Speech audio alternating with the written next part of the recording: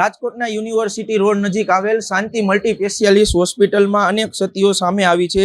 હોસ્પિટલને 23.15 લાખનો દંડ ફટકારવામાં આવ્યો છે। શાંતિ મલ્ટી સ્પેશિયાલિસ્ટ હોસ્પિટલમાં અનેક ક્ષતિઓ સામે આવી છે। ફાયર એક્ઝિટની કોઈ જ સુવિધા નથી, માત્ર લિફ્ટ અને 3 ફૂટની જ સીડી હોવાનું સામે આવ્યું છે। જીપીસીબીનું સર્ટિફિકેટ એક્સપાયર થઈ ગયેલ હોવા છતાં કોઈ પણ પ્રકારની રિન્યુ માટેની અરજી કરવામાં આવી નથી। આરએમસી અને વીમા કંપનીની ટીમની તપાસમાં અનેક ખુલાસા થયા છે।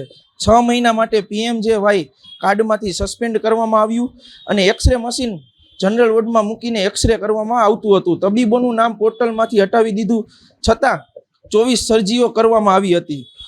જે હોસ્પિટલમાં સીસીટીવી લગાવવામાં આવ્યા છે તેનું કમાન્ડ હોસ્પિટલના મેડિકલ સ્ટોરમાં રાખવામાં આવ્યું હતું। દરેક વોર્ડમાં દર્દીઓની સારવાર કરતા સીસીટીવી જોવા મળ્યા। ઇન્જેક્શન અને સારવાર લેતા દર્દીઓ સીસીટીવીમાં કેદ થયા। આરોગ્ય વિભાગ દ્વારા સીસીટીવીને લઈને કોઈ પણ પ્રકારની ગાઈડલાઈન સામે આવી નથી। દર્દીઓની કોઈ પણ પ્રકારની પ્રાઇવસી લીક થાય તો આમાં જવાબદાર કોણ?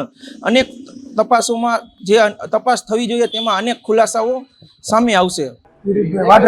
ગામ ઉપલેટા નીરજ સાહેબ અમે ઓપરેશન કરાવવા આવ્યા હતા। અમારું ઓપરેશન સારી રીતે કર્યું છે, વ્યવસ્થિત મારા ઘરનાનું ઓપરેશન કર્યું છે। ગળા માટે આવ્યા હતા, રસોરી છે અંદર, એ માટે ઓપરેશન કાર્ડ ઉપર અમે કરાવેલું છે।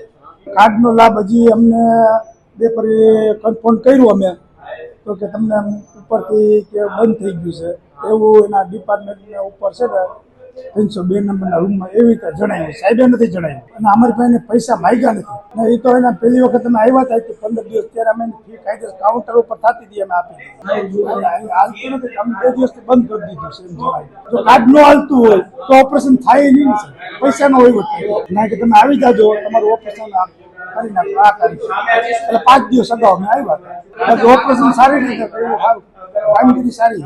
એ તો પછી મને ન ખબર હોય, મારો જેટલો અભિપ્રાય હતો એટલે મેં તમને આપી દીધો। એ માંગ્યા હતા ના અમારી પાસે જ માંગ્યા, મેં એ જ કીધું તમારે રદ થઈ ગયું છે આ 2 દિવસ અગાઉ, એવી જવાબ દીધો, બીજો કઈ જવાબ નથી। ના કાર્ડ રદ નથી, ઉપરથી બંધ કરી દેવામાં આવ્યું છે।